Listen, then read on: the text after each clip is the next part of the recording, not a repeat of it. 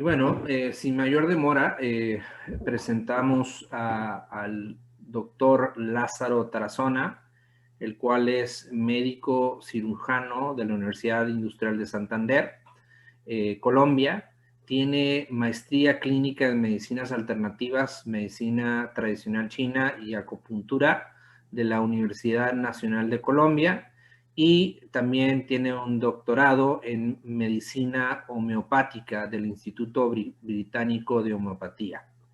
El doctor Lázaro Tarazona presentará el día de hoy COVID-19, acupuntura en el manejo de las secuelas posteriores a la infección aguda por COVID-19.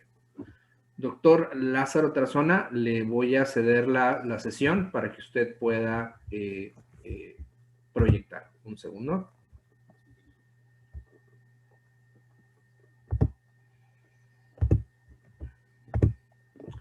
Adelante, doctor. Bueno, muy buenas tardes, hora colombiana para todos. En primer lugar, pues quiero darle las gracias a la doctora Fanny por invitarme a dar esta conferencia. El título de la conferencia es el uso de la acupuntura en las secuelas posterior a la infección aguda por COVID-19, o lo que se conoce en inglés como Long COVID. Lo que hay hasta este momento de la literatura científica en lo que he podido hacer, podríamos plantear como proceso fisiopatológico de estas entidades que tiene tres pilares básicos. El primero es una inflamación crónica persistente, la cual está basada en el segundo pilar, que es una infección crónica o una infección por SARS-CoV-2 persistente. Esto basado en dos hechos. El primero es que la neurociencia nos está diciendo que una de las formas de invasión del sistema nervioso central es a través de las fibras, una infección retrógrada a través de los pares craneales y también de los nervios periféricos, de tal manera que llegan al cerebro directamente la infección. Y como todos sabemos, el cerebro es uno de los santuarios que tiene el cuerpo donde difícilmente va a llegar en forma óptima el sistema inmunológico. La otra en la cual se basa esta aseveración es el artículo que se encuentra en la parte inferior de la pantalla, y es que ante la persistencia de pruebas positivas SARS-CoV-2 en pacientes que se habían infectado y tuvieron su infección aguda, y posteriormente siguieron presentando las pruebas positivas, a estos pacientes se les tomó un cultivo de garganta, y en sus células se pudieron hallar una transcriptasa reversa de SARS-CoV-2. Lo que hace esta es tomar la información que tiene el RNA del SARS-CoV-2 y transcribirla en forma reversa a DNA, y ese DNA se va a incorporar dentro del genoma humano, multiplicándose el virus. De hecho, dice que es un virus quimérico que no va a infectar otras personas, pero se está reproduciendo, está presentando un estímulo inmunológico permanente, lo que lleva a una infección crónica persistente y posiblemente a largo plazo podría desencadenar también enfermedades autoinmunes. Y el tercer pilar es la disautonomía. Esta disautonomía realmente desde el inicio de la infección aguda se encuentra presente. Otra cosa que quería que pusiéramos en claro es que todo el proceso de rehabilitación y el manejo de estos pacientes, de sus secuelas, está basado en experiencias previas. Estamos en un camino mediante el ensayo y error, saber conocer lo que está pasando con estas secuelas, lo mismo que desde el inicio de la pandemia, con la infección aguda. Y no solamente en la medicina alternativa y complementaria, sino también en la medicina convencional o moderna. Ya hay estudios clínicos que se están realizando en estos temas. Esperamos que pues sean indexados en las revistas para poderlos leer y estudiar. Bueno, ya entrando en materia, en esta gráfica podemos ver toda la fisiopatología que se está presentando y la disautonomía que genera. Cuando el virus llega invade al cuerpo, entra en los monocitos, en los macrófagos, y allí va a secuestrar una vía importante que es la vía del factor nuclear kappa beta, con dos efectos importantes. El primero es aumentar la replicación del virus y el segundo, la liberación de interleuquinas inflamatorias como son la interleuquina B, la 6, la 8 y el factor de necrosis tumoral, que es el causante de la inflamación, la hiperinflamación o tormenta de citoquinas. Por otro lado, cuando el virus entra al organismo o al tracto respiratorio, al tracto gastrointestinal, va a causarle una lesión y esa lesión va a llevar un estímulo aferente a través del nervio vago hasta la protuberancia en el tallo cerebral donde se encuentra el complejo dorsal del vago, que está compuesto por el área postrema, el núcleo del tracto solitario, el núcleo ambiguo y el núcleo motor dorsal del vago.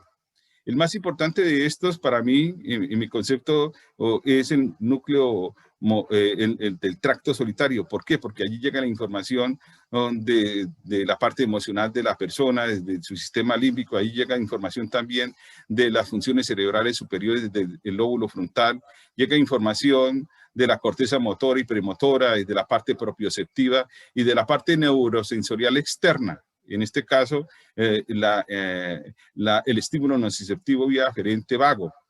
Entonces allí es un gran centro integrador donde toda esa información se integra y se da una respuesta, la cual va a llegar finalmente al núcleo motor dorsal del vago y posteriormente una respuesta vía eferente parasimpática vagal, es decir, se aumenta el tono vagal, el cual lo podemos medir a través de la variabilidad de la frecuencia cardíaca, que es la forma como clínicamente se puede medir la respuesta a un tratamiento y tanto es clínica como experimentalmente. Bueno, cuando llega finalmente esa acetilcolina va a llegar a unos receptores que son los receptores alfa 7, de su unidad alfa 7 nicotínicos, los cuales se encuentran en los macrófagos. Y cuando ese estímulo aparece, entonces inmediatamente va a bloquear la vía que tenía secuestrada el virus del factor nuclear kappa beta con la consecuente disminución de la replicación viral y también de la modulación de la inflamación.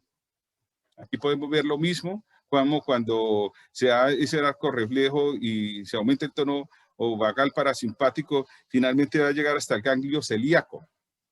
Allí hay neuronas simpáticas que liberan norepinefrina y también la acetilcolina. Y finalmente a través del nervio esplénico llegan al vaso. Y en el vaso hay linfocitos que cuando se estimulan con la norepinefrina, entonces van a liberar acetilcolina y finalmente esa acetilcolina va a llegar hasta los receptores alfa 7 nicotínicos acetilcolinérgicos en los macrófagos con la consecuente respuesta de disminución de la inflamación y control de la replicación viral. Lo mismo sucede en la parte entérica gastrointestinal y en la parte pulmonar. Bien, si nosotros conocemos extensamente cómo está ocurriendo este estímulo fisiológico de defensa a través de estos receptores, actualmente no existe un fármaco que sea específico para estimular estos receptores y que tengan los mínimos efectos secundarios. Entonces, ¿qué se ha hecho? Lo que se ha hecho es electroestimulación a nivel del nervio vago en el cuello y se ha hecho, por ejemplo, en pacientes con infección severa por SARS-CoV-2 y en algunos de ellos se ha evitado que se tengan que intubar y poner en ventilación mecánica. Pero esto se ha hecho desde hace mucho tiempo. Entonces se conoce una experiencia, ya tiene experiencia tanto clínica como experimental. Por ejemplo, en sepsis, en lesión pulmonar, en artritis reumatoidea, en enfermedad cerebrovascular y en infarto de miocardio, en obesidad y en el manejo del dolor y en epilepsia. Por ejemplo, aquí en la parte de arriba es un procedimiento quirúrgico que se le hace a epilepsia rebelde, de difícil tratamiento, donde llega y se coge el nervio vago y prácticamente se le embobina. Y el transductor se coloca en el tórax de tal manera que se puede manualmente estimular el nervio vago. Esa cirugía aquí en Colombia se calcula entre 80 a 90 millones de pesos, es muy costosa. Y actualmente se han diseñado dispositivos como el que se encuentra en la parte baja de la lámina para hacer estimulación transcutánea del nervio vago en forma cervical. Esto también es un dispositivo que ya tiene bastantes ensayos clínicos y experimentales, y es la electroestimulación del conducto auditivo externo. El conducto auditivo externo, la concha en su parte inferior y en su parte superior, el trago y el antitrago están inervados por la rama auricular del nervio vago, de tal manera que se hace directamente el arco reflejo del que hablábamos anteriormente. Ya existe, por ejemplo, un artículo indexado, está en su fase de desarrollo, de utilizar la estimulación del nervio vago para prevenir en los pacientes que están hospitalizados que desarrollen el síndrome de dificultad respiratoria del adulto.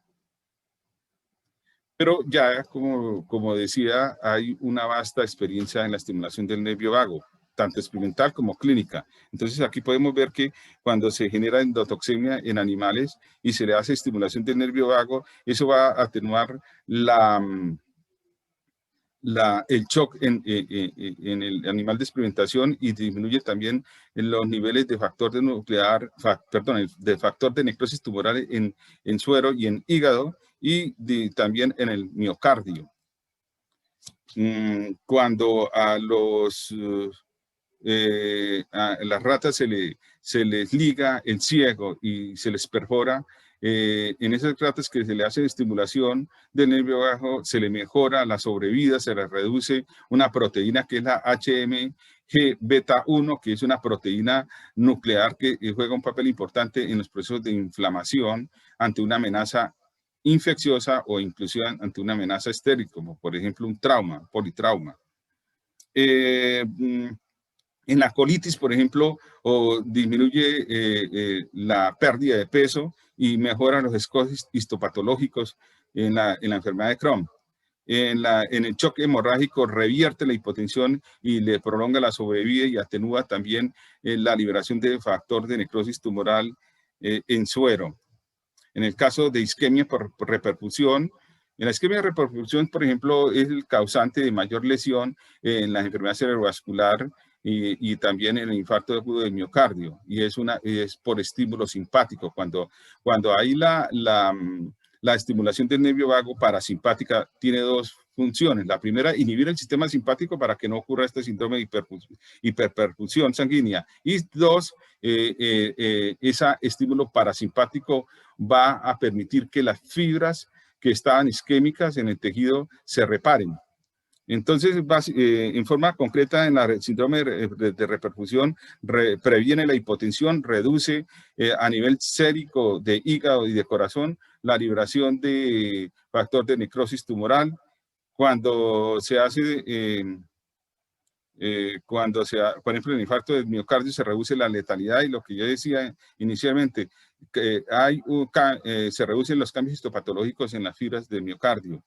En los casos de daño renal, por ejemplo, en síndrome hipovolémico o en sepsis o una hipertensión maligna, lo que va a hacer es atenuar, va a mejorar la función renal y atenúa la liberación de factor de necrosis tumoral a nivel del riñón y reduce la necrosis tubular.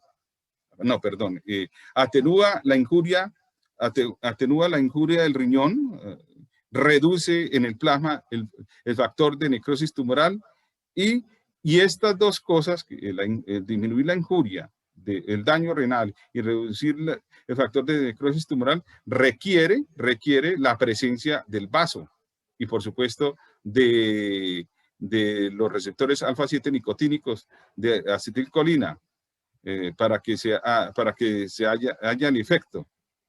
En el caso del shock por oclusión arterial, revierte la hipotensión, incrementa la sobrevida, reduce el infiltrado leucocitario que tienen los pulmones y el ilion, y reduce también el factor de necrosis tumoral a nivel del suero. El carragenán, Es otra cosa que el carragenán es un producto que se utiliza en la industria alimentaria, en los lácteos y en otros productos para darle consistencia y es altamente inflamatorio. Entonces, cuando se coloca en los animales de experimentación y se le hace estimulación del nervio vago, inhibe la expresión endotelial de moléculas a estas células, a las células endoteliales. En la artritis reumatoidea mejora, disminuye el edema de las articulaciones y también mejora el score histológico, histopatológico en la artritis reumatoidea.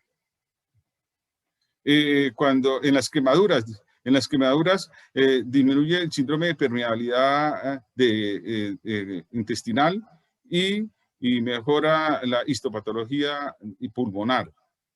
En el caso de hemorragias, reduce el sangrado y esto es independiente de los cambios en la frecuencia cardíaca y de la presión arterial.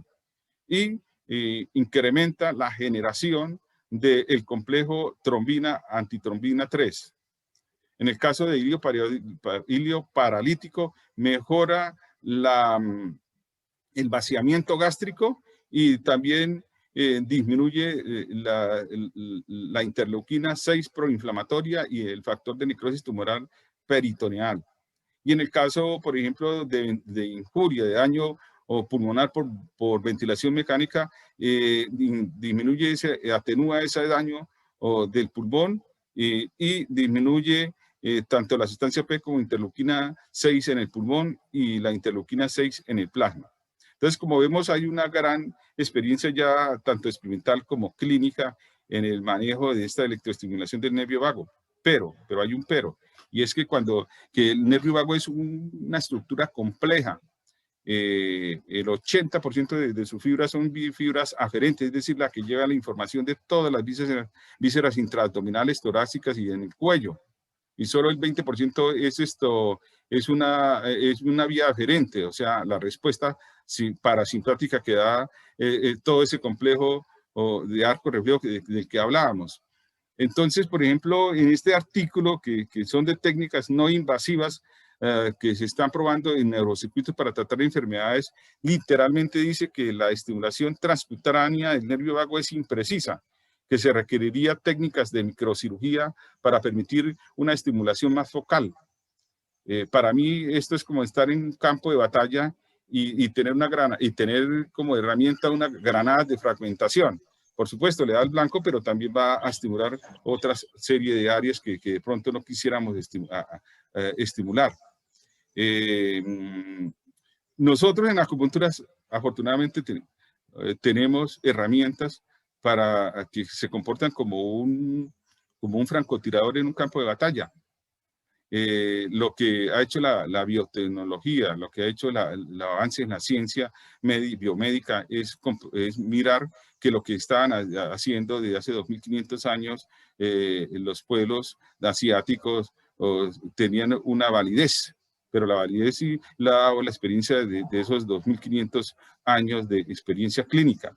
Entonces, por ejemplo, este es un artículo donde se utiliza la auriculoacupuntura para saber si hay especificidad utilizando la resonancia nuclear magnética funcional, que lo que mide es el metabolismo de las áreas que se pretenden estimular. Entonces, tomaron personas jóvenes, sanas, y se les colocaba una agujita en el punto A, que es la somatotopía del dedo pulgar. Y en otras ocasiones se le colocaba la aguja en el punto B, que tiene que ver con el tallo cerebral. Cuando se le colocaba la aguja en el punto A, que es la somatotopía del dedo pulgar, y se les provocaba dolor estandarizado con presión, inmediatamente se estimulaba, como se ve en la pantalla, el área sensorial y el área motoria que le corresponde al dedo pulgar. Y cuando se estimulaba el punto B, entonces inmediatamente en la resonancia magnética funcional se activaba todo el circuito emocional que tiene que ver con la experiencia dolorosa. Aquí podemos ver la escala de medición, 5 azules, lo mínimo que detecta de aumento de metabolismo, y 10 máximo. Y si nos centramos en En la lámina 8 podemos ver en el centro el tálamo, que está anaranjado, y en esta área el cíngulo naranja y amarillo. De hecho, entonces aquí estamos comprobando que hay una especificidad cuando uno trabaja con este microsistema, igual que con los otros microsistemas. Y esto mismo se ha hecho también en los puntos clásicos de acupuntura, en la acupuntura clásica. Entonces se sabe ya, mediante la neurociencia qué se está haciendo, qué se está estimulando específicamente cuando se hace acupuntura. Bueno, para esta charla escogí la aurícula acupuntura y la cranoacupuntura, que son unos microsistemas. ¿Y por qué lo escogí? Porque es mucho más fácil entender cómo funcionan, inclusive si hay un entrenamiento a cualquier médico, puede desde sus conceptos biomédicos hacer uso efectivo de estos microsistemas. Para entender qué es un microsistema, observemos esta lámina. Aquí está toda una cartografía del cuerpo humano en la oreja. Entonces, como lo decía inicialmente, la rama auricular del nervio vago va a inervar toda la concha inferior y toda la concha superior, al igual que el trago y el antitrago. Entonces, si yo quiero estimular en forma específica ese arco reflejo a nivel pulmonar, pues le coloco en esta área que es el pulmón y voy a tener una respuesta específica. Si quiero en hígado, pues me voy a esta área y coloco el punto de hígado, un punto en el hígado. O si quiero riñón, aquí en esta parte, en la parte superior de la concha, tenemos riñón. Y todo esto va a tener una respuesta muy fácil de entender desde la neurofisiología. Aquí, pues, para explicar lo mismo, si yo coloco una aguja aquí en el centro de la parte inferior de la concha, estoy estimulando el corazón. Al colocarse esa aguja, entonces va a llevarse un estímulo nociceptivo hasta el núcleo del tracto solitario vía la rama auricular del nervio vago, luego hace el arco circuito con el núcleo motor del vago y finalmente va a ser la respuesta al corazón diferente. Entonces hay dos formas de hacer acupuntura. Está la acupuntura clásica, en la cual nosotros tenemos que estudiar por muchos años y tener un buen profesor y tener los pacientes para la práctica y estudiar mucho la parte teórica, pero no solamente es estudiarlas, es aterrizar todas estas teorías de la medicina tradicional china en cada paciente. Eso lleva tiempo. En los microsistemas, entendiéndolos y teniendo un proceso mucho más corto, se puede cualquier médico entrenar fácilmente y con sus conceptos biomédicos hacer uso de ellos. Hay otra ventaja de los microsistemas que los chinos dicen que el chi fluye directamente desde el punto del homúnculo al órgano o al área del cuerpo que se quiere estimular en forma de actividades inmediatamente, en forma de actividades neuroreflejas y hormonales y de autorregulación. Entonces esto implica que la respuesta es inmediata. En mayor o menor grado el paciente desde su inicio va a tener una respuesta. Dentro de las contraindicaciones de hacer acupuntura son bastante relativas y gracias a que la acupuntura y la medicina alternativa llegaron a las universidades, pudimos también quitar muchos mitos. Y para eso es que sirve la ciencia. Así me diga una cosa un gran maestro, pero si la ciencia ha comprobado que no es cierto, pues es un mito, ¿no? Y para eso es que nos ha servido de las cosas que más agradezco a la biomedicina y la participación de las universidades en estas medicinas alternativas y complementarias.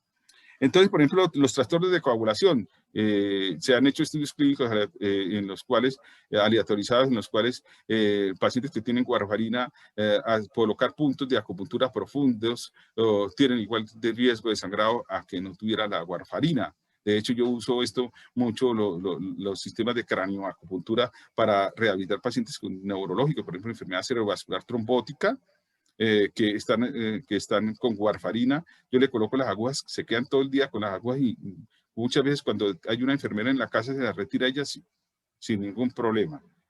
Lógico, no se pueden colocar agujas en un sitio de infección o una herida o úlceras, pero muchas de ellas pasan con el tiempo. Si el paciente está con un ayuno prolongado, pues se le pide que vaya, coma algo y se recupere, y después se le hace, en la medida de lo posible, después se le hace las sesiones de acupuntura.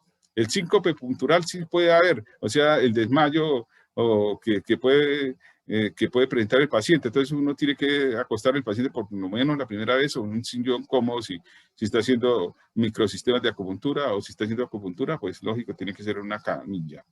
El embarazo también es relativo. Yo uso mucho estos microsistemas para patologías que son de difícil manejo desde la medicina convencional, como lo es las cefaleas, el dolor lumbar, el dolor en el cuello, el dolor cervical, con éxito y sin ninguna complicación. El dolor, pues realmente el dolor es parte de las guías que tenemos en los microsistemas. El paciente sí puede presentar con cualquier forma de hacer acupuntura, desorientación o sueño o mareo. Entonces se le pide al paciente que se recupere antes de irse, que se mantenga un tiempo ahí en la sala de espera. Ya entrando en materia, por ejemplo, nosotros en una de las cranoacupunturas, que es la japonesa de Yamamoto, tenemos toda una representación somatotópica de los pares craneales.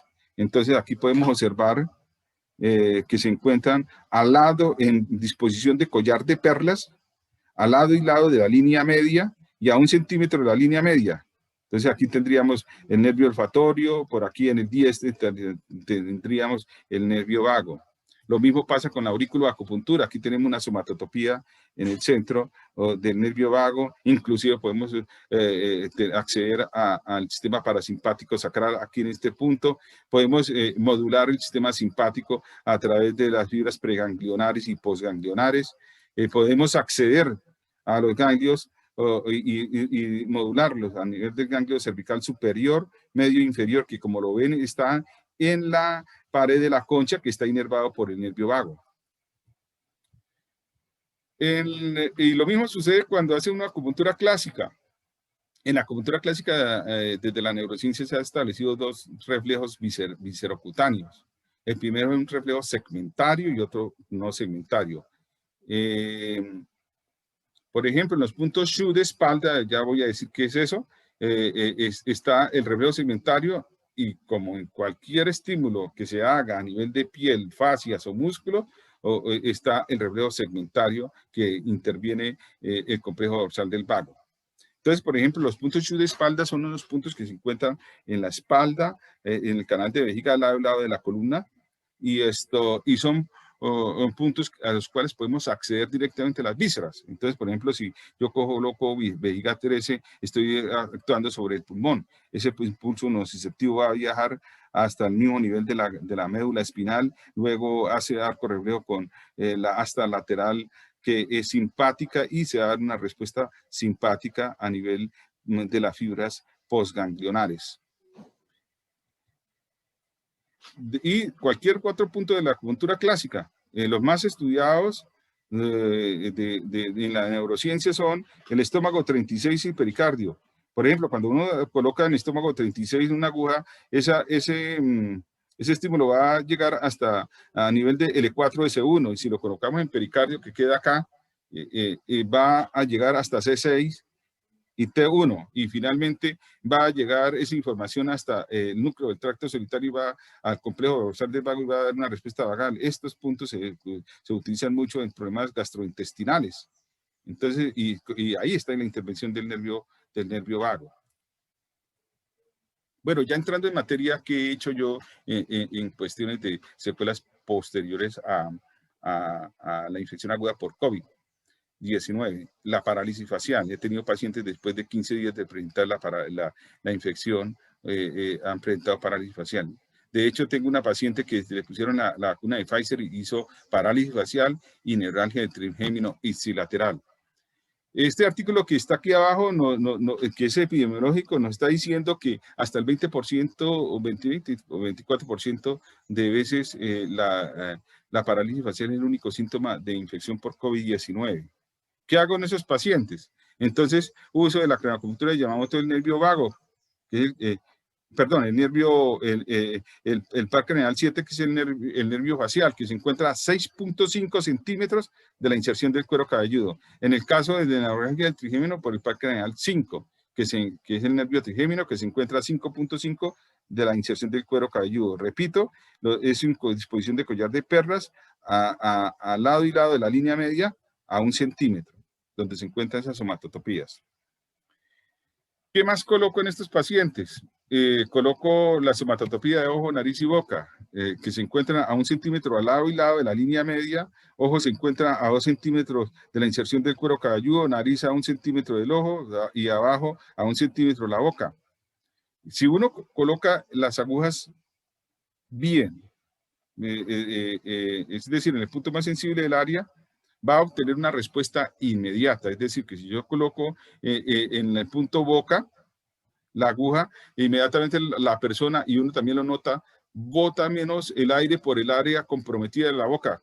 Es decir, ya empezó el proceso de reinervación adecuada de los músculos masticatorios y el músculo, de todos los músculos que intervienen en la boca. Por ejemplo, en la nariz lo uso mucho porque es que ese va a hacer que se reinerve el músculo elevador propio del ala de la nariz y del ángulo de la boca. Y el ojo va a cerrar mejor el ojo el paciente. Esta es una paciente, no es ninguna de estas, porque este inclusive lo pueden conseguir en YouTube, cómo es que se hace, y la respuesta que tiene el paciente. Esta pues, lo utilizo porque a ella sí le pedí autorización para hacerlo. Esto que ven en la parte de arriba, en la parte de arriba, es de la línea A, es un blanquito que ven ahí, por encima de la inserción del cuero cabelludo es la línea A. Más tarde les digo cómo llegan allí. La primera aguja, pero es que no he podido acá manejar bien el cursor. La primera línea acá, esta está en la somatotopía de ojo. Por aquí estaría la nariz que desafortunadamente le cayó a la paciente. Y esta sería la boca. Además de ello, también hago acupuntura clásica. Por ejemplo, esta que está acá, esta aguja está en DICAN, que es estómago 4, y la pone transficiente subcutánea hacia arriba, como destapando o el canal de estómago, ¿sí? Dragando es el término técnico. Esta aguja que está acá está en estómago 5 y se dirige hasta estómago 4 en forma subcutánea transficiente. Bueno, otra de las patologías que he manejado post-COVID es la ansiedad y la depresión. En la fisiopatología de la enfermedad de esta entidad es basada en la tormenta de citoquina y la neuroinflamación que está generando. Para apoyarme en eso, miremos este artículo que está en la parte de abajo, que es epidemiológico, donde nos dice que los factores predictivos de la generación de la ansiedad en los pacientes después del COVID son la anosmia y la hipoageusia más que el compromiso pulmonar. Eso nos está diciendo que hay una neuroinflamación que tenemos que tratar también en estos pacientes. Entonces, el paciente, y en esto tengo mucha experiencia en el uso de los pares craneales, si el paciente tiene anosmia, le coloco, o ha tenido anosmia, le coloco el par craneal 1, que es el olfatorio, que se encuentra a 3 centímetros de la inserción del cuero cabelludo. La hipoageusia, el glosofaringeo, perdón, del 7.5, que se encuentra a 7.5 de la inserción del cuero cabelludo, y por supuesto también el par craneal 10, el vago, que se encuentra a 8 centímetros de la inserción del cuero cabelludo. En esto tengo bastante experiencia. Por ejemplo, pacientes con trauma craneoencefálico severo, ellos quedan con anosmia y quedan con hipoageusia, y al colocarle el par craneal, el par craneal, el olfatorio y el glosofaringeo, se rehabilitan fácilmente, lo mismo que en la enfermedad cerebrovascular que dejan gastrostomía, se rehabilita fácilmente con este par craneal, ¿sí? Con el glosofaringeo. Bueno, en estos pacientes, ¿qué hago? Además de ello, coloco cerebro y ganglios basales, que es una somatotopía que se encuentra por encima de la inserción del cuero cabelludo a 1 centímetro. Y se encuentra a 1 centímetro del lado y lado de los hemisferios de la línea media y tiene una longitud de 1 centímetro. Y en el centro están los ganglios basales. Para mí los ganglios basales, y llevo como unos 20 años haciendo este tipo de craneoacupuntura junto con las craneoacupunturas chinas. Este punto, esta área representa también el tallo cerebral y por supuesto, si uno es acucioso y coloca la aguja en el punto más sensible, muy seguramente le va a dar al complejo dorsal del vago, o sea, le va a dar un estímulo allá al complejo dorsal del vago. También en la depresión, la craneoacupuntura de Yamamoto tiene un punto especial, que es el punto de depresión que se encuentra haciendo una cruz entre la somatotopía de la nariz y la boca. Y en el centro va a estar el punto de depresión. Este punto que llamo punto miedo es un punto que yo leí hace unos años en varias de estudios clínicos de varias craneoacupunturas también japonesas, no la de Yamamoto. Y es que cuando uno coloca una aguja allí, la punta de la aguja va dirigida hacia la glándula pineal con todos los efectos terapéuticos que se pueden hacer en esa glándula. Entonces, lo uso para el estado de ansiedad, para el estado de pánico, de miedo o para los trastornos de insomnio. Recordemos que la glándula pineal también tiene que ver con la parte de la cronobiología, no solamente insomnio, sino todo el proceso de envejecimiento. Entonces, esa aguja es muy, muy interesante. Eso está basado en un concepto desde la medicina tradicional china y acupuntura, un concepto académico de los puntos mu, que nos dice que si el meridiano pasa por encima de una víscera, tiene efecto sobre esa víscera. Por ejemplo, el punto mu, por el centro, en la parte ventral está el REN, canal REN. Entre un punto medio, entre el apéndice sifoides y el ombligo, a medio camino, ahí está el REN 12, está justo debajo del estómago y es un punto clave para manejar las patologías del estómago, el punto mu de estómago. Bueno, ¿qué hago desde la auriculoacupuntura en depresión y ansiedad? Coloco el Chenmen, que es este punto que se encuentra en la fosita navicular. Los chinos dicen que conecta con el espíritu. El espíritu es la mente, la conciencia, es decir, la persona se va a dar más cuenta de lo que está sucediendo, tranquiliza la mente, induce armonía y serenidad, alivia el estrés, la ansiedad, la depresión, el insomnio e hipersensibilidad. Este punto que llama punto psicosomático en pacientes que están con estado de pánico y ansiedad. También en los pacientes que presentan histeria, hace que aflore todos esos recuerdos reprimidos que tenía. Y al hacerse conscientes, pues mejora la histeria. Este punto siempre lo coloco. Es un punto que llamado punto Valium tranquilizante. Su mismo nombre lo dice. Es un punto que hace sedar, relajar al paciente. Y se usa para el estrés crónico. Este punto también lo coloco siempre, punto antidepresivo, o que no solamente sirve para la depresión, sino también en el ánimo disfórico. El ánimo disfórico es esa hipersensibilidad a flor de piel emocional que tiene el paciente que tiene ansiedad o que tiene miedo o que tiene depresión. Por eso siempre lo coloco. Y este punto, que es el punto del cerebro límbico, que, por ejemplo, en los pacientes con estrés postraumático, va a que esas experiencias vívidas, emocionales que están relacionadas con el evento traumático se mitiguen para impulso agresivo y sobre todo para esto, que impacta las relaciones sociales, que son muy importantes. Eso es muy importante, básico. Otra de las patologías que se están presentando es la cefalea ortostática. Es una cefalea en la cual el paciente cuando se le induce la cefalea o se agarra cuando se levanta de la cama o de un sillón cómodo, si ha estado mucho tiempo allí. Entonces, ¿qué es? Una disautonomía. Por eso yo utilizo el par craneal del nervio vago que se encuentra a 8 centímetros de la inserción del cuero cabelludo. En estos pacientes coloco cerebro, ganglios basales, coloco la línea A porque es la somatotopía de cabeza y cuello. Uno coloca, repito, el punto más sensible de esa área. Se encuentra a 1 centímetro por arriba y a 1 centímetro por debajo de la inserción del cuero cabelludo y a 1 centímetro al lado y lado de la línea media. En el vértigo, que también es algo que se presenta junto con la fascia aguda también como secuela posterior a la fascia aguda. Entonces es un vértigo que se parece mucho al vértigo posicional benigno que hemos trabajado durante mucho tiempo, es decir, el paciente se voltea, en la cama se levanta y genera la sensación vertiginosa. ¿Qué hago en ello? Entonces, uso la craniacupuntura de Yamamoto, cerebro, ganglios basales, uso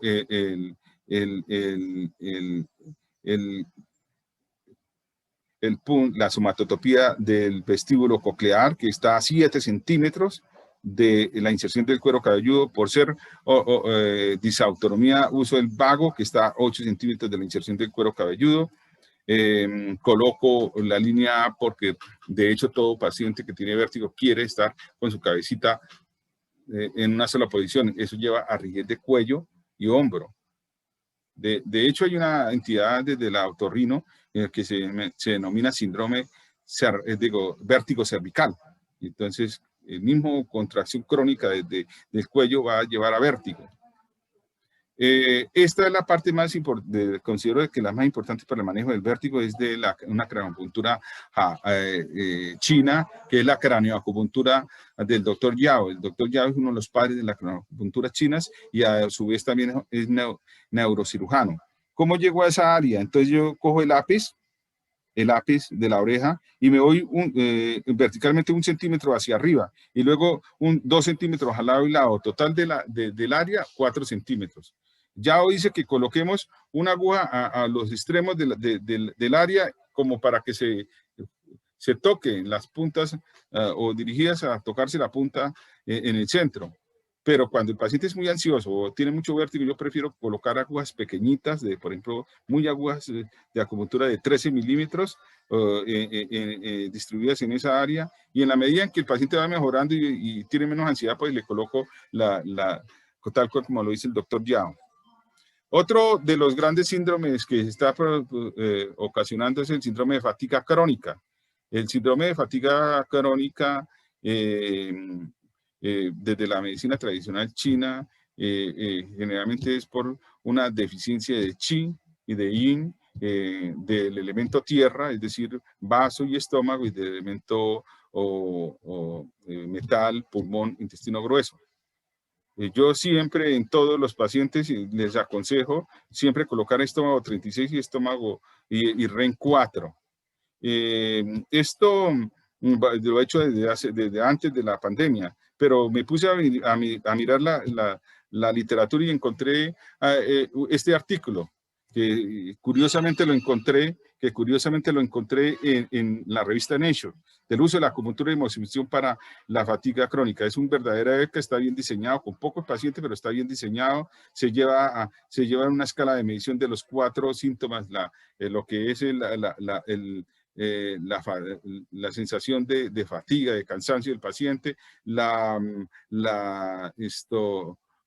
mialgias, el trastorno de atención que tiene el paciente y el trastorno en la memoria reciente. Y además también se mide la variabilidad de la frecuencia cardíaca. En resumen, y lo importante para extraer de este artículo es que dice que la acupuntura tiene un efecto rápido en el manejo del síndrome de fatiga crónica, pero que la moxibustión lo va a hacer más prolongado el efecto. La moxibustión es el calentamiento de los puntos de acupuntura con un producto que se basa en la artemisa. Se quema y va calentando el punto. Este es un dispositivo para hacer. Esto trae aquí un adhesivo, se quita el adhesivo y se coloca, por ejemplo, este intestino grueso 4, entonces se coloca allí y se empieza a quemar. Pero también hay unos cigarrillos y es moxibustión indirecta. Se coloca cerca del punto hasta enrojecerse. Hay muchas formas de hacer la moxibustión. En concreto, de este artículo es muy importante señalar que cuando se hace moxibustión en estómago 36, se aumenta la carnitina y el glutatión en el músculo. Todas esas mialgias y todo el problema es por déficit de ATP. Entonces, y cuando se hace moxibustión en REN4, se activan los mecanismos enzimáticos antioxidantes de las células. De hecho, yo ya le digo, y por eso siempre lo hago en fatiga de deporte o lo que sea, del origen de la fatiga crónica, hacer moxibustión en estómago de transición REN4, porque ellos aumentan la absorción de los oligoelementos y también de los antioxidantes que ingiere la persona. Y finalmente, y esto es muy importante que me pongan cuidado porque está al alcance de todos, es cómo podemos estimular el vago. Básicamente se puede hacer a través de 3 cosas: la nutrición, el ejercicio y el manejo del estrés. En cuanto a la respiración, uno puede hacer si la respiración es lenta, se va a estimular el nervio vago. Si uno es constante, llega a una respiración de 6 respiraciones por minuto, e inclusive menos. Eso estimula el nervio vago. Si lo hace uno en forma constante y empieza a ejercitarse, llega un momento en que se tonifica muy bien ese nervio vago y todo el arco reflejo del que hablábamos. En cuanto a los mantras, se ha estudiado también no de la parte religiosa sino desde el punto de vista biomédico. Entonces, por ejemplo, los autores dicen que cuando uno hace el mantra OM, esa vibración alcanza a estimular la rama auricular del nervio vago en el conducto auditivo externo. Háganlo y verá que alcanza a sentirse ahí la vibración. Y con esa vibración es suficiente para tonificar el nervio, hacer todo el arco reflejo y estimular el sistema parasimpático y tonificar el nervio vago.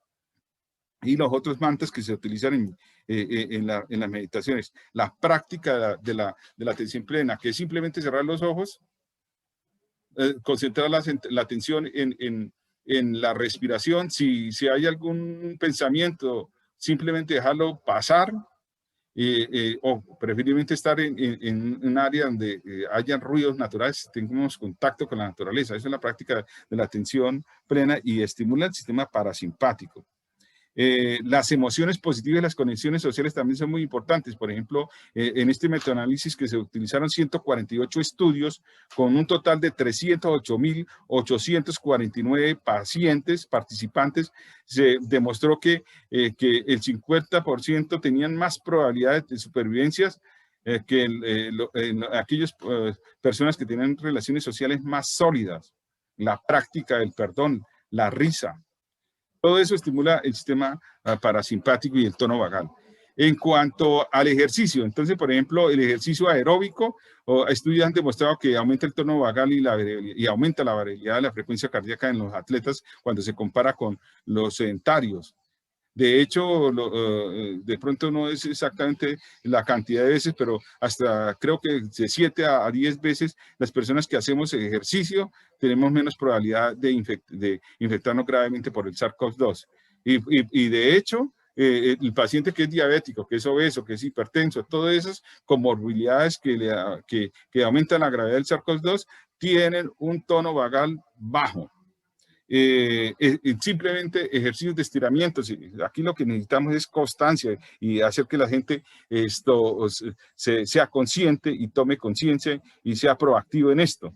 El entrenamiento de resistencia. El entrenamiento de resistencia hace referencia a correr, a nadar o el ciclismo. Esto aumenta. Se ha estudiado, por ejemplo, cómo aumenta la variabilidad de la frecuencia cardíaca y el tono vagal en enfermedad obstructiva crónica, en enfermedad coronaria, en adolescentes obesos, que de hecho, en cualquier forma de estimular el nervio vagal, baja de peso a la persona.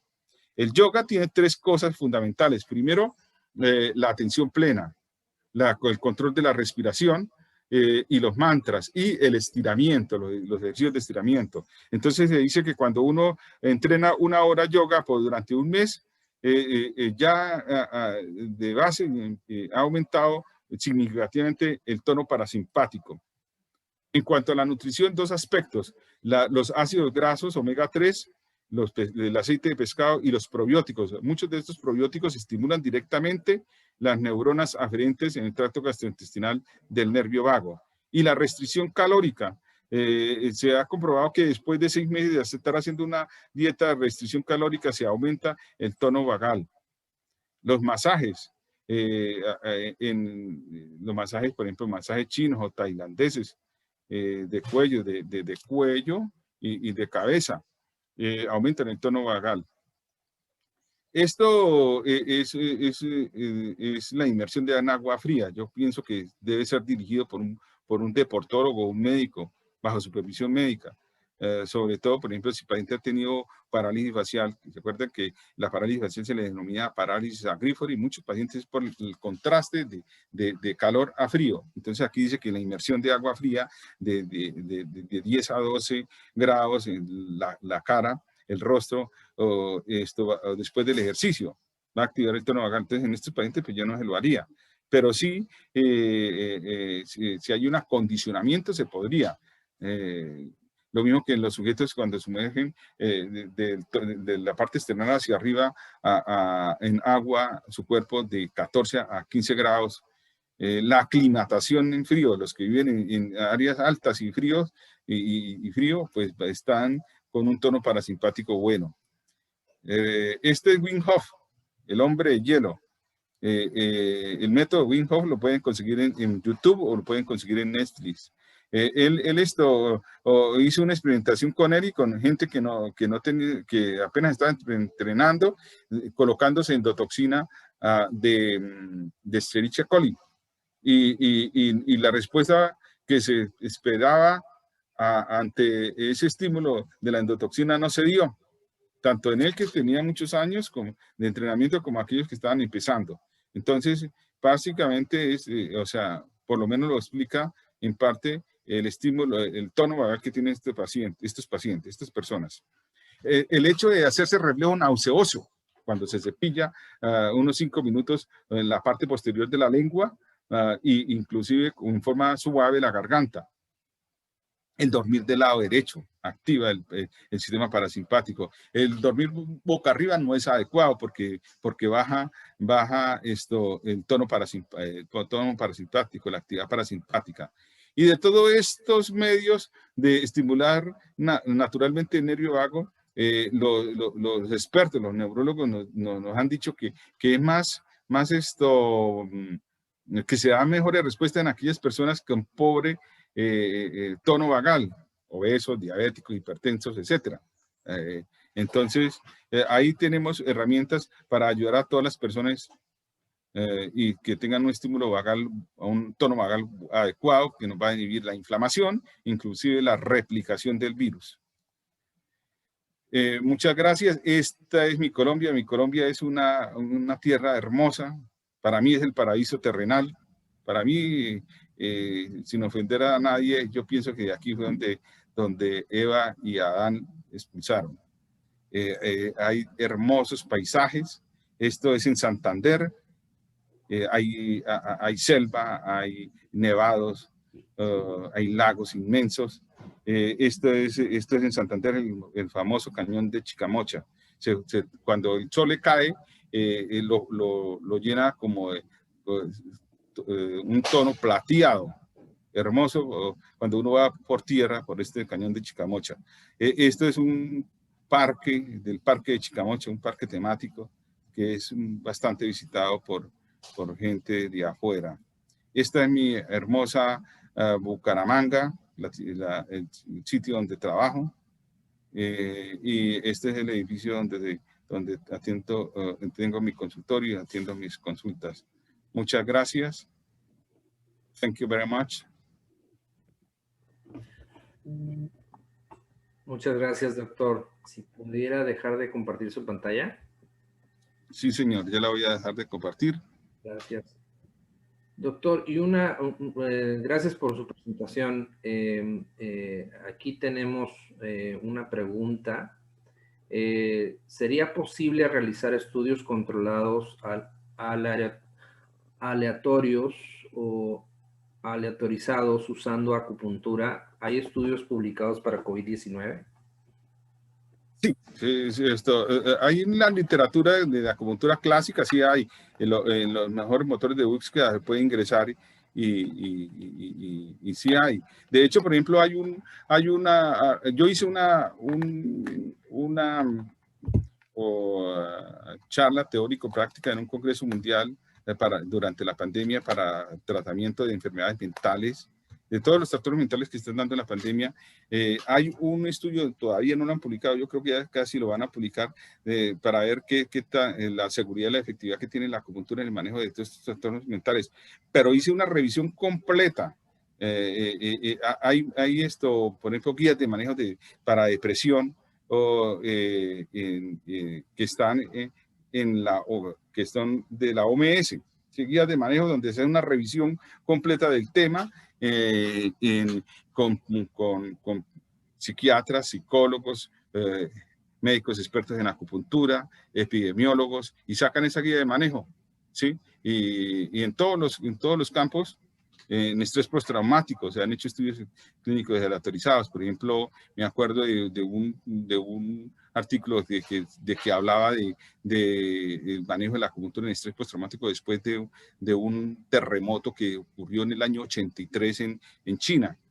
Entonces, eso se puede en cierta medida también respaldar lo que nosotros podemos hacer en este momento, que hasta que salga ese estudio que están haciendo, esa metaanálisis y revisión sistemática que están haciendo los chinos, podemos utilizar eso para respaldarnos de que sí sirve. Y de hecho en la experiencia lo ve uno cómo trata uno el paciente con estrés postraumático, o aquellos pacientes que le ha muerto un paciente, un miembro de la familia, o el síndrome de burnout. Eso, el síndrome de burnout hay mucho. Por ejemplo, en Estados Unidos, donde se atienden todos los militares, se usa la acupuntura para estrés postraumático, ¿sí? La acupuntura no solo sirve para el dolor, realmente sirve para todo el manejo de todas las patologías. Y en aquellas que son patologías que no tienen que no los van a curar, que son incurables, trastornos neurodegenerativos, diabetes, hipertensión y todo. O sí, por ejemplo, en la Universidad de Duke, cuando se hace en una integración, o sea, medicina integrativa, se ha logrado establecer estudios bien diseñados que disminuye el número de crisis de esas enfermedades, la cantidad de medicamentos que se requieren, y también las crisis que llevan a hospitalización del paciente se disminuyen, y el tiempo de estancia hospitalaria.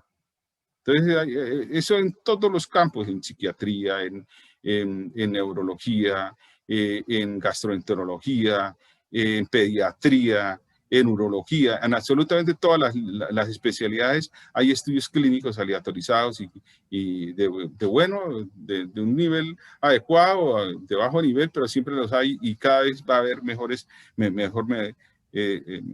estudios con alto nivel metodológico en todos los áreas de la medicina. Muy bien, doctor. Gracias por responder a la pregunta, y bueno, gracias por su presentación. Estamos seguros que aquí la audiencia tomará la información que usted presentó, y es probable que también puedan acercarse a usted para algunas preguntas. Claro que sí. Y si les requieren información, pues yo les puedo facilitar artículos, ¿sí? Los artículos los que vayan saliendo. Por ejemplo, la persona que hizo la pregunta, yo les puedo facilitar los artículos que hay del manejo de la infección aguda por COVID y acupuntura. Gracias. ¿Sí? Que de hecho se ha hecho en cuidados intensivos. Se ha hecho en cuidados intensivos. En China fueron las primeras cosas que se hicieron. Definitivo. Y por ahí, bueno, hay algunas preguntas en el chat, doctor, si puede responderlas en su momento. Ahorita pasaremos a la siguiente presentación.